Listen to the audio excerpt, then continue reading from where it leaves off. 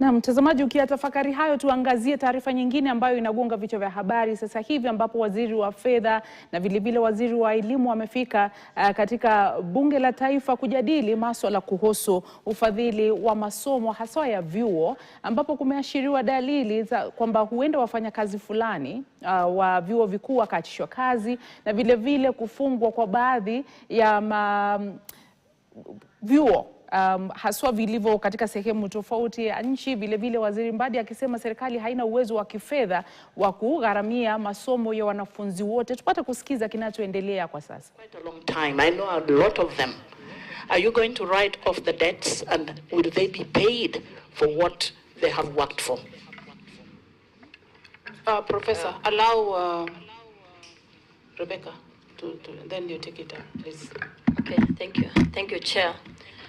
Chair, looking at the presentations of the two CSS, I'm actually very proud of the fact that the 76,000 teachers have been recruited so far. You're doing very well on that side. However, as representatives of the people, Chair, I do not know who is not speaking the truth. Because when CSS tell us here that they have done 50% and 30%, and the actuals on the ground are two different things, then, Chair, we are left to doubt what is being said here. Chair, why is it difficult for the National Treasury to give sufficient resources equivalent to capitation amount provided in the policy documents, or just tell us that it is not possible to implement the policy documents? Chair, because we do appropriate money as per their presentations,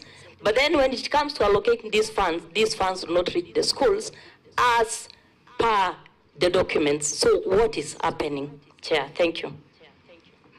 Professor, then we go to Maungu and Omero, and then Gesairo, Mheshimiwa Gesairo. Thank you, Chair.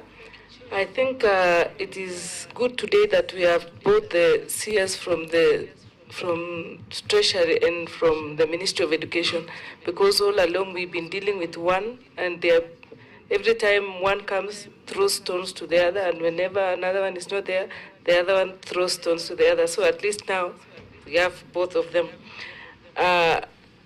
Question one is that let me use example of my constituency because it caters everywhere. It's an example.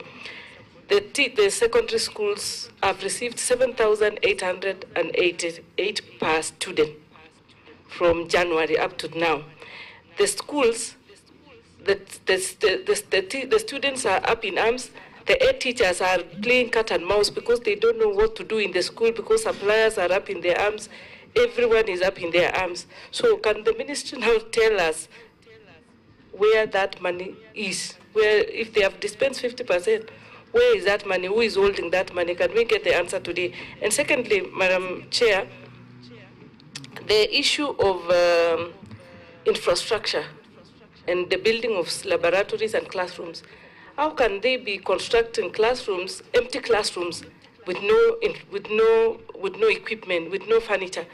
Most of the schools, they just have the building, and they are now getting stones and bow and wood to put them so that the students can sit on them. Can they budget for the classroom and the necessary equipment? And finally, on the examinations, is the government planning to do away with the examination waiver policy?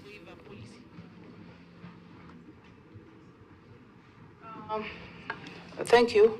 Just before we go to the two honorable members, CS had asked for the list of the institution which benefited from infrastructure on low cost boarding.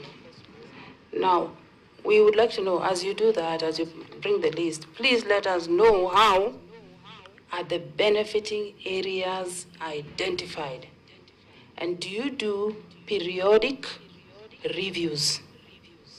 And then on the same issue, how much do you pay Alana. Chair, sorry, I forgot something. The issue of the pending bills for private universities. Can the ministry provide for us a list of all the students who benefited from government funding in private universities so that we know who we are funding? Because we have asked that list. This is the second year running, but there is no list which we have been given for private universities. Remember, we have the CS education for much longer, so we should make sure that we ask CS Mbadi also the questions. Yeah, but continue, please. Yeah. Yeah, thank you, Chair.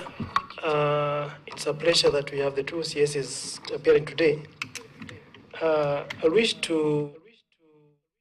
Mtazamaji, ni kikao ambacho kinaendelea katika bunge la taifa sasa hivi ambapo waziri wa fedha na yule wa elimu wanahojiwa kuhusu ufadhili wa masomo hasa katika vyuo vikuu. Masuala ambayo yamejitokeza kufikia sasa ni uwezekano wa kufungwa kwa matawi kadhaa ya vyuo katika sehemu tofauti nchini. Vilevile waziri wa fedha John Mbadi akisema kwamba serikali haina uwezo wa kufadhili masomo ya wanafunzi wote, kwa hivyo wazazi wajiandae kulipa karo, na vilevile uwezekano wa kuachishwa kazi kwa baadhi ya maafisa au wafanyakazi wa vyuo vikuu humu nchini. Ni taarifa tunayoifuatilia kwa kina sana na tutakueleza mengi zaidi muda sio kwa mrefu. Tuingie katika pumziko fupi.